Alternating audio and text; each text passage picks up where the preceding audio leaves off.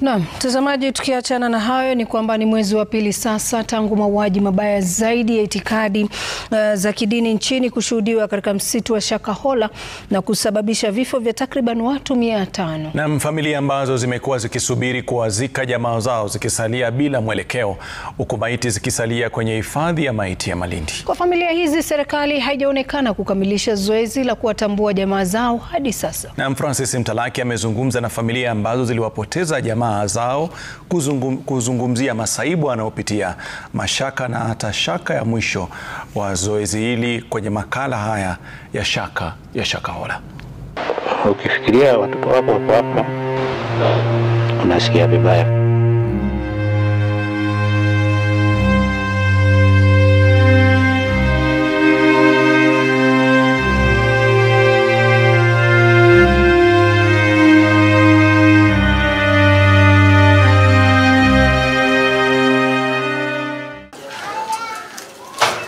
Steven Mwiti anawasili nyumbani kwake Maweni, Malindi, kaunti ya Kilifi.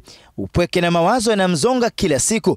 Amesalia pekee. Mkewe mjamzito alitoweka na watoto 5 hadi Shakahola Agosti mwaka 2022.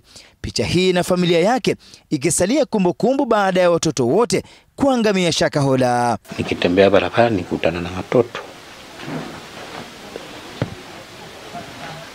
huwa nastuka, nafikiria wale watoto wangu. Kwa hivyo ni uchungu na hali ngumu ambayo amelazimika kupitia, sijue ni lini afueni tamfikia. Anataka kuanza maisha upya, ila sare hizi za shule, vitabu na begi za watoto wake zinamzuia kutokana na ahadi ya kufunga ukurasa aliyoweka. Hapa nakaa na hizi nguo za watoto wangu na mikoba yangu. Nilisema ikipewa hiyo mili nizike, nipewe tu nizike, ndashikana hizi vitu. Nikisika hizi vitu naweza amua tu hata nitoke Malindi niende mahali kwingine. Kimya cha serikali kimemwacha kwenye giza. Matumaini ya kufunga ukurasa huu ya kididimia licha ya kutoa sampuli za DNA Mei mwaka 2023. Hadi sasa majibu aliyopokea ni ya mtoto mmoja pekee na hakuna mwili aliopewa kuzika. Kama mimi siwezi sawa maisha yangu yote nitakufa nayo, lakini ingekuwa nimewasika angalau ingekuwa pengine ninaanza maisha tena upya. Mkewe aliokolewa msituni Shakahola na sasa ni mmoja wa washukiwa wa mauaji. Yuko wa pili kutoka ile laini ya juu. Akitoa ushahidi dhidi ya mkewe mahakamani tarehe 4 Machi mwaka 2025, Mwiti alipigwa na butwaa kumwona mkewe Bahati John angali hai. Wakati aliokolewa nishangaa, kwa nini amerudi? Ana mtoto wangu hata mmoja. Safari ilikuwa ni ya kwenda mbinguni na yeye mwenyewe hakwenda. Tulipanda milima na mabonde hadi kijiji cha Mgambonyi, eneo bunge la Wundanyi, kaunti ya Taita Taveta. Familia ya Evelyn Mwangoji Mwambela bado inaomboleza zaidi ya miaka 2 baada ya Evelyn Mwambela, mumewe Nelson Kibichi na watoto wao 6 kuangamia Shakahola. Nahisi uchungu sana kwa ajili ya mtoto wangu kupotea. Na tangu wakati huo mpaka hivi sasa nasikia moyo wangu hauna amani. Hata mimi mwenyewe vile mnavyoniona hivi, ilifika mahali siendi hata kanisani kwa sababu ya mateso. Biblia hii ya Bwana Nabii Nelson Kibichi Mwambela ni mojawapo ya ushahidi kuwa familia hii ilikuwa Shakahola. Majirani wenyewe wanatuuliza, yani hivi mmeacha watoto wenu kabisa wazikiwa huko Shakahola? Sasa unapoulizwa swali kama hilo unasikia uchungu. We want our people back home. We want our family members. We want our blood home.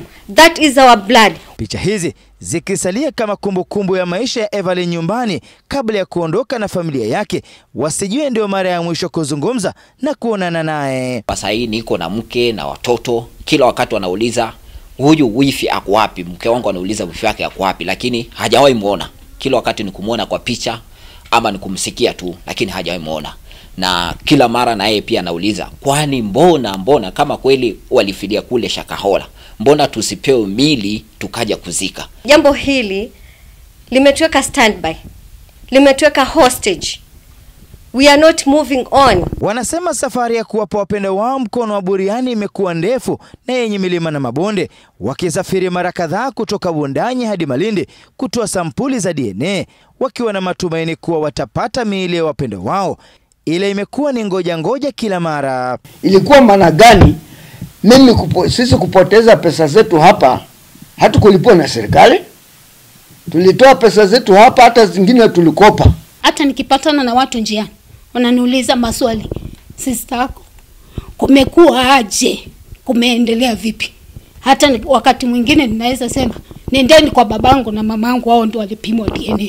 Familia hii inadai serikali iliwaahidi kuwa zoezi hili litachukua muda mfupi, ili kimya kimeendelea kutanda. Familia ya Rosa Sena, kaunti ya Nairobi, pia ina majonzi. Nduguye na mkeo walinusurika na sasa ni washukiwa wa mauaji. Watoto wao 5 wanaaminika kufariki msituni kwa kufunga, kula na kunywa. We are walking with anger. We are walking with heartbroken feelings.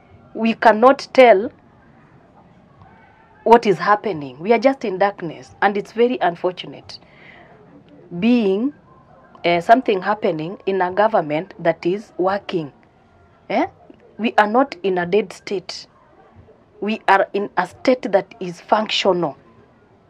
In such instances, how do we say the state is functional? Mawazo ya kukipoteza kizazi cha familia hii yamekuwa mzigo kwa familia 420 ambazo miili yao imelala katika makafani hii. Serikali ilitambua miili 33 pekee mnamo Machi mwaka jana na kusalia kimya mwaka mmoja baadaye kati ya watu 453 walioaga dunia. Miili 33 ilikabidhiwa familia mwezi Machi mwaka jana. Mwaka mmoja baadaye, serikali imeendelea kusalia kimya na kuacha familia hizi kutapatapa. Francis Mtulaki, Ringa Citizen, Malindi, kaunti ya Kilifi.